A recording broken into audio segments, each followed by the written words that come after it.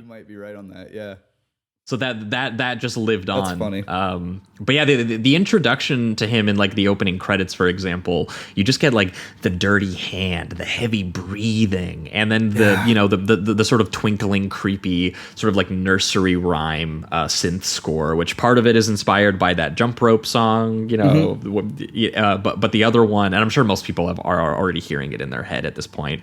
But the other aspect of it too is that it has like these very bizarre piano notes that just have they almost feel like out of place or like wrongly timed in a way that's just kind of off-putting. There's such and it's so it almost goes on this journey of like being a creepy nursery rhyme that somewhat makes sense, and then he just throws in these dissonant notes that are so abrupt and ugly, and it does kind of feel like it works really well with just given the way that Wes Craven directs the nightmares too, because a lot of it is the teenagers waking up usually in like their own home or a place that they're familiar with, and at least at first, and they walk through very slowly to that beat or to that melody, and then things just kind of start happening, and that's those abrupt notes, those dissonant notes. It's like when Freddy shows up, that kind of thing, and it's a all of a sudden his like crude razor blade fingered glove is just like scratching a steel pipe, and you're like, stop making me listen to that.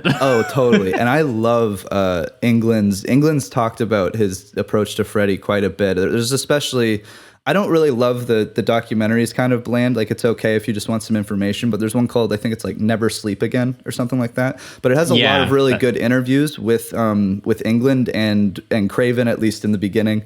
And you kind of get a decent insight, and England's approach is awesome. He took like that, almost like what Cage was talking about with the German expressionists, like the big hand movements.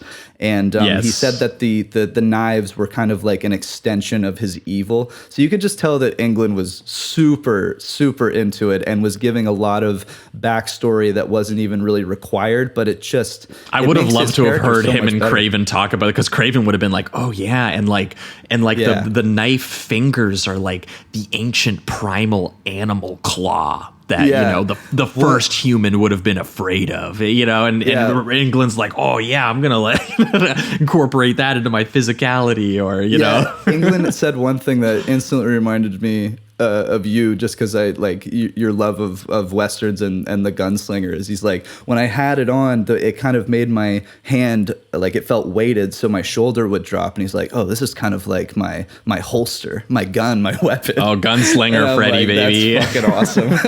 Because it's true. As soon as you see him, I think a couple times before this, but one of the like big moments is when he is kind of revealed around a corner, and he's almost in the distance. You see him smaller, but he does have this kind of slant to him, almost like he's like drunk, but this kind of evil drunk. It's creepy. It's awesome. I love the physicality of it. Because I mean, like he's donning his ratty fedora. He's got his dirty, sort of like red green sweater that he's got, and he's designed to be like, as Craven has said, like a cross between essentially like an abusive father, a gleeful bully, and essentially like a homeless child predator or something. Like that was the vision of these three things combined. And Robert Englund, because from what I understand too, at one point they had cast David Warner, the guy from Time After Time and Titanic, for the role. They had also thought about the guy who had played Jason, who we'll actually talk about in Wishmaster, because he makes a cameo there. And he apparently auditioned like 100 guys, but the call kept being for like a very big guy. Mm-hmm. And Robert Englund's not actually really that big of a guy, but he was someone who came in and he was like, my vision of this is that it would be more of like a dirty old man with just like, you could put some maliciousness and some malevolence into the physicality and the way that you perform him. And, and England has like an enthusiasm, and clearly he was excited to put his own history into the character and everything like that. But it was one of those things where England's idea when he auditioned apparently was like, what if I made him just like this dirty, like weaselly kind of guy? And I think he said, I think I saw one interview where he said that like Klaus Kinski, the Great Silence and like Nosferatu actor, was someone that he kind of looked at, who's not someone you would think like big hulking killer, you know. It's just kind of like, no, just kind of grubby dude, you know. and kind of like scrappy and unpredictable. He's got this like that first scene you see Freddy chase. I think it's I think it's Tina.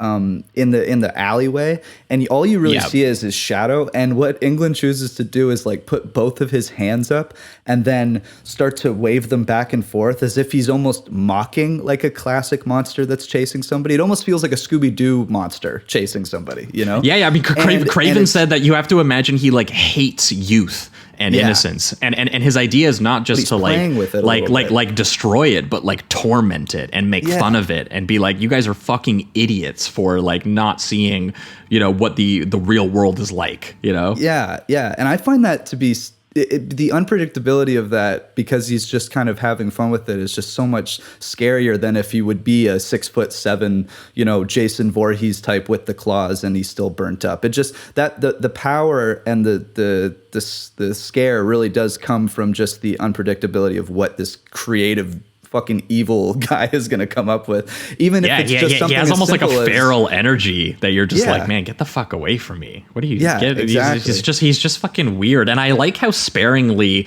actually used he is in this one, because at some point we'll talk about some of the sequels where, you know, they really lean into the absurdity. They really lean into Freddy, you know, working on his Type 5. You know, and in this one, he is just very shadowy and weird and doing like strange physical contortions and like just doing bizarre things that, you know, are just creepy, or just, you know, slashing through fabric as if it looks like a screen and maniacally laughing like a boogeyman. Hurting himself.